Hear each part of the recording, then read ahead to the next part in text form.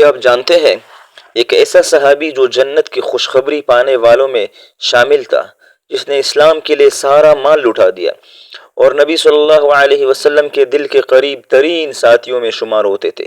جی ہاں، وہ ہستی ہے حضرت عبد الرحمن بن عوف رضی اللہ تعالی عنہ۔ تعارف: مکمل نام عبد الرحمن بن عوف بن عبد عوف، قبیلہ قریش بنو زہرہ۔ حضرت ابو بکر صدیق رضی اللہ تعالی عنہ کی دعوت پر اسلام قبول کیا۔ عشرہ مبشرہ، وہ 10 صحابہ جنہیں جنت کی خوشخبری دنیا میں دی گئی تھی، ان میں شامل تھا۔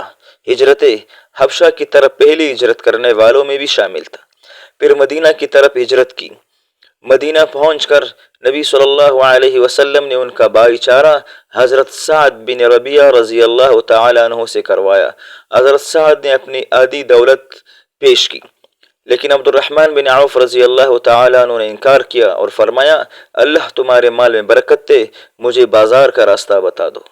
تجارت اور سخاوت: مدینہ میں تجارت شروع کی اور انتہائی کامیاب تاجر بنے، لیکن دولت کے غلام نہ بنے بلکہ اللہ کی راہ میں سب کچھ لٹانے والے بنے۔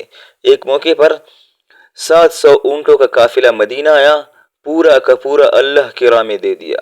غزوہ تبوک میں 50,000 دینار دیے۔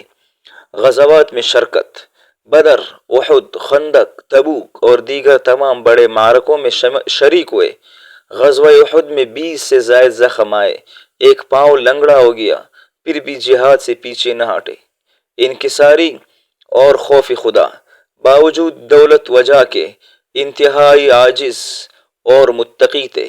فرمایا کرتے تھے، مجھ سے بہتر لوگ دنیا سے چلے گئے، جیسے مصعب بن عمیر رضی اللہ تعالی عنہ۔ میرے پاس مال ہے لیکن ان کا کفن بھی مکمل نہ تھا۔